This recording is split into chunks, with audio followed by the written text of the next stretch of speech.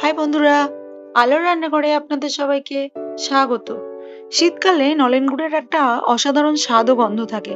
আর সেই নলেন গুড়ের রসগোল্লা বা সন্দেশ যাই হোক না কেন, তার স্বাদও হয় অসাধারণ।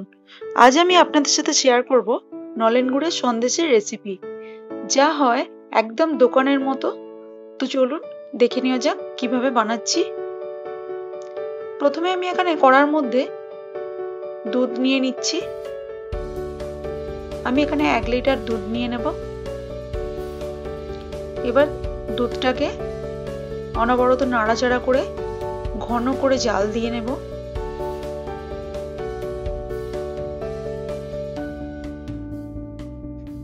একদম হাই আঁচে জাল দিয়ে নিচ্ছি।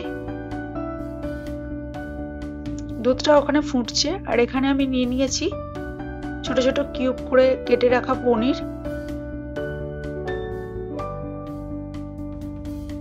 এটাকে একটা মিক্সিং বোলে নিয়ে নিচ্ছি। এর মধ্যে দিয়ে দিচ্ছি ছোট এলাচকে ছাড়িয়ে তার দানাগুলো।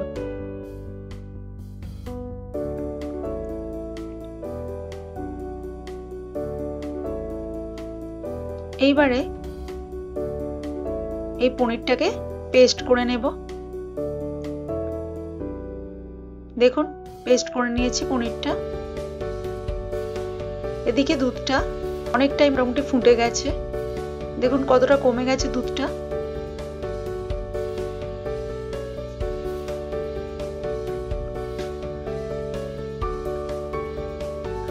দুধটা এইভাবে অনেকটা জাল দিয়ে ঘন করে নিতে হবে। দুধটা অনেকটাই কমে গেছে। এবারে এই পর্যায়ে আমি এর মধ্যে দিয়ে দেব পেস্ট করে রাখা পনিরটা। দিয়ে দিচ্ছি। খুব ভালো করে নেড়ে চেড়ে দুধের সাথে মিক্স করে নিতে হবে।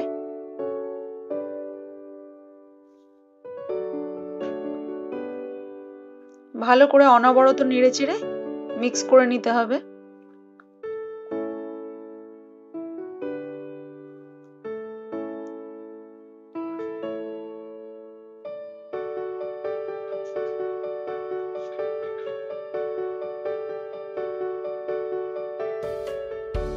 দেখুন এইভাবে কন্টিনিউ নাড়তে হবে, নেড়ে চেড়ে মিক্স করে নিতে হবে। হাই আঁচে আমি অনবরত নাড়াচাড়া দিয়ে নিচ্ছি।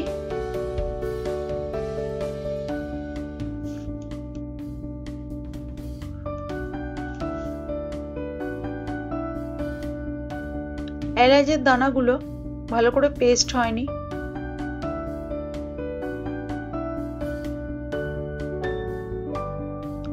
এখানে গোটা গোটা মতোই আছে, তাই তো এই পর্যায়ে এলে এর মধ্যে দিয়ে দেব নলেন গুড়।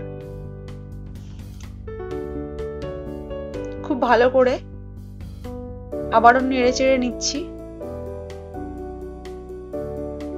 এটাকে পুরো একেবারে শুকিয়ে নিতে হবে। এর মধ্যে দিয়ে দিলাম গ্রেট করে রাখা খোয়া ক্ষীর।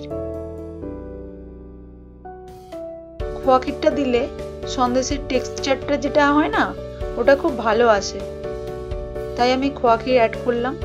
দেখুন কতটা শুকিয়ে এসছে।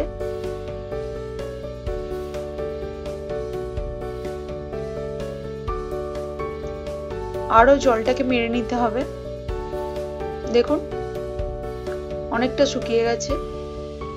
এই অবস্থায় এইভাবে ঠিক পাক দিয়ে নিতে হবে। দেখুন ঠিক আমি যেমন ভাবে করছি এই রকম ভাবে, অনেকটা নারকেলের পাক দেওয়ার মতো। যখন নাড়ুটা তখন ঠিক এইভাবেই পাক দিয়ে নিতে হয়। একদম শুকিয়ে গেছে জলটা, পাকটাও বেশ খুব সুন্দর হয়ে গেছে। দেখুন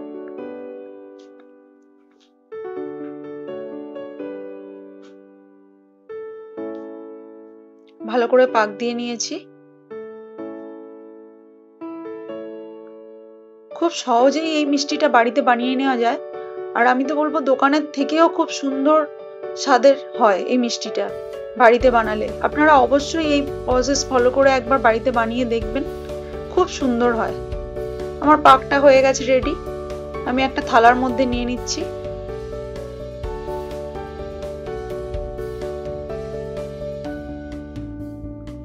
খুব তো গরম, এই গরম অবস্থাতেই এইভাবে চামচ দিয়ে আমি থেসে নিচ্ছি। হাত তো লাগানো যাচ্ছে না, তাই চামচ দিয়েই এইভাবে থেসে নিচ্ছি।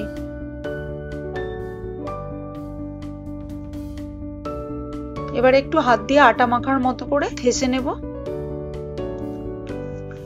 এবারে এখান থেকে এরকম গোল গোল শেপ করে নিচ্ছি।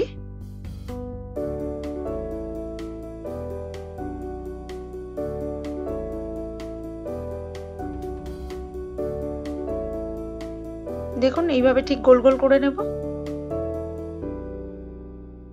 এবার দু হাত দিয়ে যেমন নাড়ু পাকায় সেইভাবে গোল করে নিলাম, নিয়ে আর মাঝখানটা এইভাবে গর্ত করে নিলাম। গোল করে মাঝখানটা এইভাবে গর্ত করে নিতে হবে। এইরকম ভাবেই আমি সব সন্দেশগুলো বানিয়ে নেব। খুবই সহজ, একদম মানে কি বলবো, একদম খুবই সহজ পদ্ধতিতে এটা বানানো যায় বাড়িতেই। তো দেখুন আমাদের সব মিষ্টিগুলো আমার বানানো হয়ে গেছে। এর মধ্যে আমি দিয়ে দিচ্ছি একটু করে নলেন গুড়। দেখুন কত সুন্দর দেখতে লাগছে।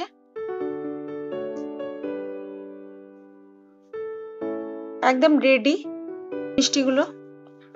অসাধারণ স্বাদ হয় বাড়িতে এইভাবে বানালে এই মিষ্টিগুলো। আপনারা অবশ্যই এইভাবে বাড়িতে একবার বানিয়ে দেখবেন, খুব ভালো খেতে হয়। তো এই রেসিপিটা দেখলেন তো কত সহজেই বাড়িতে বানিয়ে নেওয়া যায়। তো বন্ধুরা, যদি রেসিপিটি ভালো লেগে থাকে তাহলে প্লিজ চ্যানেলটি লাইক, কমেন্ট এবং সাবস্ক্রাইব করে পাশে থাকুন। আর আরো ভালো ভালো রেসিপি পেতে আমার চ্যানেলটি ফলো করুন। আজ এই পর্যন্তই, দেখা হচ্ছে পরবর্তী কোনো রান্না নিয়ে। ততক্ষণ টাটা, ভালো থাকবেন, সুস্থ থাকবেন আর আমার পাশে এইভাবে থাকবেন।